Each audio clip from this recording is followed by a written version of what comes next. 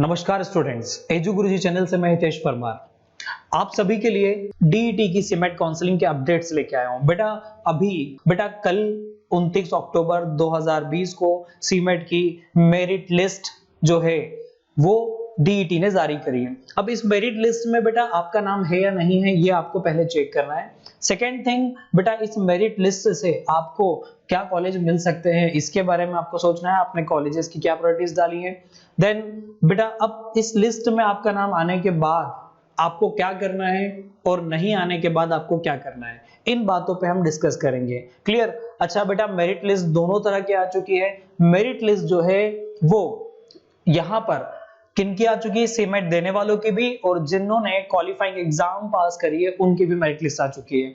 अब जैसे भी एडमिशन जिन जिन कॉलेज में उनके हो सकते हैं उस तरह से वो आपको अलॉटमेंट लेटर मिलेगा। तो आप प्रोसेस समझते हैं बेटा, जरा समझिए कि कैसे चेक करा जाए कि हमारा नाम लिस्ट में है या नहीं, लिस्ट कहां मिलेगी। तो बेटा लिस्ट कहां मिलेगी, इसके लिए सबसे पहले आपको लिस्ट कहां मिलेगी, इसके लिए आपको सीमेट वेबसाइट पे जाना होगा। बेटा जैसे ही आप डीईटी की वेबसाइट पे जाते हैं तो आपको इस तरह से एक स्क्रीन खुलेगा, उस वेबसाइट पे आपको एक स्क्रीन मिलेगा और इस स्क्रीन पे बेटा डीईटी की एमपी ऑनलाइन वेबसाइट, बेटा आप वेबसाइट का नाम नोट कर सकते हैं अगर आपको याद ना हो तो बेटा DETMPonline.government.in पे आप जाएं और वहां पर जाकर बेटा काउंसलिंग के लिए कोर्स चुने में आप जाए। इसमें ग्रेजुएशन प्रोग्राम और पोस्ट ग्रेजुएशन प्रोग्राम जो है उसमें मास्टर और बिजनेस एडमिनिस्ट्रेशन में फुल टाइम में आप जाएं और काउंसलिंग के लिए आवेदन करें।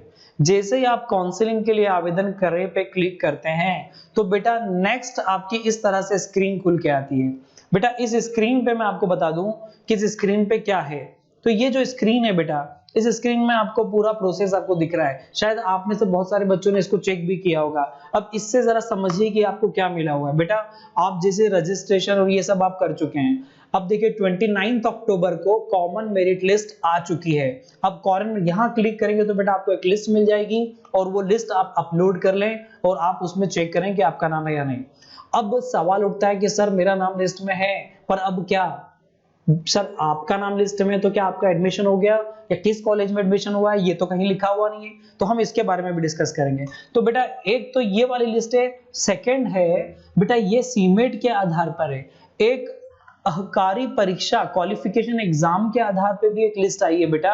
वो लिस्ट आप कैसे चेक करेंगे, जस्ट इसी के नीचे आपको मिलेगा। वो भी आपको लिस्ट मिल जाएगी जिसने क्वालिफाइंग एग्जाम के बेस पे मिला है तो वो भी आपको यहां पर क्लिक करेंगे तो आपको मिल जाएगा, इसी के जस्ट नीचे है। तो बेटा जाने का प्रोसेस मैंने आपको बता दिया कैसे चेक करना है और फिर उसके बाद क्या करना है आप समझिए जरा। तो बेटा सबसे पहले तो आप समझिए कि लिस्ट आई है, लिस्ट को हमें देखना है। तो बेटा अब जो लिस्ट आई है ये लिस्ट आप सभी ओपन कर सकते हैं, आप आपका नाम चेक कर सकते हैं कि आपका नाम इस लिस्ट में है या नहीं। तो देखिए बेटा लिस्ट में आपको यहाँ पर सीमेट की रैंक और बेटा सीमेट की रैंक और सीरियल नंबर के हिसाब से जो उन्होंने रैंक दी है वो आपको दी है। बेटा ये सीमेट की रैंक है और ये जो सीरियल नंबर है बेटा ये आप समझ लीजिए कि आपकी मेरिट रैंक है। अब इसको समझिए जरा। बेटा यहाँ category, class, gender, fee waiver, EWS, ठीक है, इन कैटेगरीज के हिसाब से यहाँ पर सारी चीजें हैं। क्लियर? अब फीस वेवर दिया हुआ है, जेंडर दिया हुआ है और रिजर्व, ओबीसी, एससी, एसटी। तो बेटा अब आप एक बात है कि आपका एडमिशन, जैसे मैं आपको बता दूं बहुत सारे स्टूडेंट्स जो हैं जो डीईटी का जिन्होंने फॉर्म भरा है, आई थिंक ऑलमोस्ट सभी ने एमपी ऑनलाइन के थ्रू जो डीईटी का फॉर्म भरा है वो फॉर्म भरा है, उसमें फर्स्ट प्रायोरिटीज अधिकतर स्टूडेंट्स ने दी है आईएमएस को। आईएमएस के कोर एमबीए को आपने प्रायोरिटी दी है। अब बेटा अब आपको मिलेगा कि नहीं मिलेगा, किस रैंक तक मिलेगा। तो अब मैं आपको बता दूं बेटा कि आप जरा अगर जनरल हैं तो आप बेटा इनको काउंट कर लो कि यूआर कैटेगरी में कितने लोग हैं और आप 120 का जो 50% होता है बेटा उसको देख लो, मतलब 60। तो आपका यूआर कैटेगरी में आपके नाम तक 60th रैंक तक आता है या नहीं आता है। अब देखिए 60th रैंक तक आता है नहीं आता है वो सेकंड बात हो गई। अब एक बात और समझिए बेटा कि जरूरी नहीं है 60th रैंक में आपका नंबर आ रहा हो। कुछ बच्चे ऐसे भी हैं जिन्होंने कहीं और एडमिशन के लिए ट्राई भी किया है। तो आप करीब बेटा अब मान के चलिए कि एटलीस्ट अगर आईएमएस में आपको लग रहा है कि एडमिशन आपको मिलेगा तो 70, 80 या मैं तो कहता हूं कि 90 तक भी मतलब यूआर कैटेगरी में आप काउंटिंग करें फ्रॉम 1 टू, ओबीसी को छोड़ दें, तो आपको आपका रैंक कहाँ आ रहा है यूआर में, आप वो चेक कर सकते हैं। फिर बेटा एक और प्रॉब्लम है, फिर आप देखें कि फीमेल और मेल में भी आप काउंट कर सकते हैं कि फीमेल की सीटें रिजर्व इतनी है, फीमेल की सीटें रिजर्व इतनी है, तो उसके हिसाब से आप आपकी रैंक खुद की बना सकते हैं यूआर में। सेम बेटा ऐसा ही सेम ओबीसी एससी एसटी वाले भी अपनी रैंक बना सकते हैं। बेटा ओबीसी का जो परसेंटेज होता है ना वो 14% होता है, क्लियर। तो 14% जो है वो उनको सीटें अलॉटेड होती हैं। तो अब आप मान के चलिए कि करीब करीब आपको 15 से 20 सीटें यहाँ पर जो होंगी, ठीक है, 20 सीटें करीब आपको यहाँ पर करीब करीब मिलेंगी। तो अब आप जरा ओबीसी की रैंक के हिसाब से आप काउंट कर लीजिए बेटा, जो ओबीसी स्टूडेंट्स हैं वो अपने रैंक काउंट कर लीजिए कि उनको आईएमएस मिलेगा या नहीं मिलेगा। और आई थिंक ओबीसी वालों की तो रैंक थोड़ा पीछे भी होगी, तो भी उन्हें मिलेगा, क्योंकि शुरुआत में जो है वो यूआर कैटेगरी के बहुत है, क्लियर। तो बेटा मैं आपको बता दूं कि आप टेंशन ना लें, बहुत सारे बच्चों इस रैंक को देखते हैं, तो मैं तो कहूंगा बेटा कि यहाँ पर करीब करीब आप मान के चलिए कि 120 सीटें हैं, फिर भी यहाँ पर करीब करीब 150 या 170 तक के स्टूडेंट्स उम्मीद बना सकते हैं कि उनको आईएमएस मिलेगा, ठीक है। कुछ लोगों ने आईएपीएस के लिए भी रखा है, कुछ लोगों ने प्रेस्टीज के लिए भी रखा है, ठीक है। तो बेटा ये जो आपको यहाँ पर काउंसलिंग के लिए आपको सीमेट के थ्रू ये दिख रहा है, इसमें आपको समझ में आ रहा होगा कि आपको कैसे काउंट करना है, क्लियर है। और भी कुछ आपको प्रॉब्लम हो तो आप हमसे डिस्कस कर सकते हैं कि किस तरह से इसको काउंटिंग करनी है, ठीक है। तो ये आपकी लिस्ट आ चुकी है बेटा। अब इस लिस्ट से आपका नाम किधर है, आप किस रैंक पे है, आप उसको देख सकते हैं। अब सवाल उठता है कि सर मेरा नाम तो नहीं है, मैंने सीमेट की एग्जाम दी थी। बेटा आपका नाम नहीं है, आपने सीमेट की एग्जाम दी थी, तो अब आपके लिए एक ऑप्शन है कि बेटा सेकंड काउंसलिंग के लिए आप रुके। सेकंड काउंसलिंग में कुछ चांसेस होते हैं तो आपको मिलेगा, अदरवाइज बेटा एक और ऑप्शन है कि आप डायरेक्टली किसी भी कॉलेज में जाएं जहां पर एमबीए होता है, आप वहां पर बात कर लें, जहां अच्छा कॉलेज हो आप रैंकिंग देख लें और वहां आप एडमिशन ले सकते हैं। डायरेक्ट एडमिशन हो सकते हैं, जरूरी नहीं है कि आप सीमेट काउंसलिंग से जाएं। बट बेटा जिनके रूल ही हैं कि हम सीमेट से लेंगे, ठीक है, जो गवर्नमेंट कॉलेज है या जो प्राइवेट कॉलेजेस हैं जिनके सीमेट से लेने के रूल है, अच्छा रूल तो सीमेट से लेने के अब सभी कॉलेजेस के हैं बेटा, ठीक है, सीमेट देन फिर क्वालिफाइंग एग्जाम। बट होता क्या है कि प्राइवेट जो कॉलेजेस होते हैं वो डायरेक्ट एडमिशंस भी देते हैं, ठीक है, तो आप आपके एडमिशंस डायरेक्ट भी ले सकते हैं। चलिए तो ये हुआ सीमेट काउंसलिंग के बारे में। अब सवाल उठता है सर कि मुझे कब पता लगेगा कि मेरा एडमिशन किस कॉलेज में हुआ है।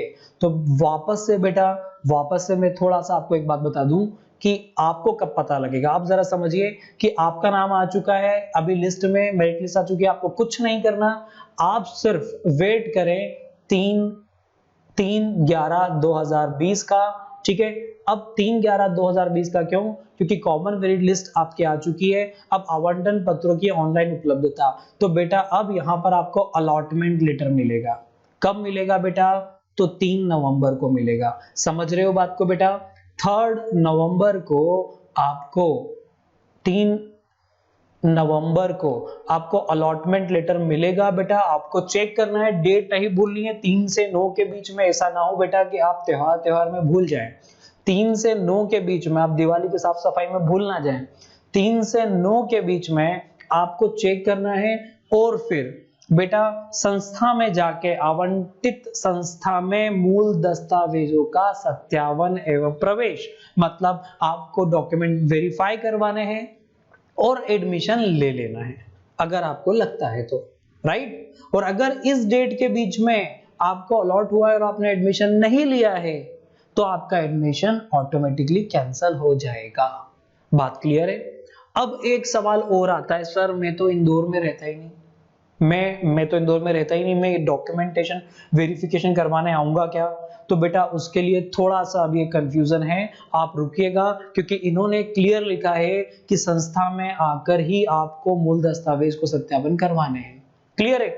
अब बेटा सेकंड ऑप्शन ये हो सकता है, अभी तक तो वो नहीं बात आई है, पर मे भी इसके लिए हम अगर आपको बता देंगे अगर हमें कुछ पता लगा तो। बट बेटा 3 तारीख बाद ही हमें समझ में आएगा कि क्या कुछ कॉलेज वाले बुलाएंगे या कुछ नहीं बुलाएंगे, ऑनलाइन वेरिफिकेशन होगा या ऑफलाइन आपको आना पड़ेगा, ठीक है। इस बारे में, ठीक है, थोड़ा सा हम आगे समझेंगे, 3 तारीख बाद हमें क्लियर होगा। बट बेटा अभी तक तो जो सूचना है उसमें यही है कि आपको ऑफलाइन आना होगा, आपको कॉलेज में जाकर 3 तारीख को जाकर आपको आपका एडमिशन कंफर्म करना होगा। क्लियर? अब एक बात है कि बेटा आपने जो चॉइस फिलिंग करी उसमें से कुछ कॉलेज आपको मिल गया तो आपको उसी कॉलेज में जाके जो भी आपको अलॉट हुआ है वहां जाकर वेरिफिकेशन करवाना है, और नहीं तो बेटा उस कॉलेज में आप फोन पे बात कर सकते हैं और उनसे पूछ सकते हैं कि ऑफलाइन की जगह क्या ऑनलाइन वेरिफिकेशन हो सकता है क्या। तो अगर वो पॉसिबिलिटी हुई तो बेटा आपका आना जाना बच जाएगा, क्योंकि आने जाने के लिए अभी पूरी तरह से सारे रिसोर्सेज अवेलेबल सभी के पास नहीं है। ठीक है बेटा, ये बात तो हो गई एडमिशन की, क्लियर। अब एक और बात है इसी में जिसमें फिर वाइंड अप करूंगा, मैं इसे कंप्लीट करूंगा।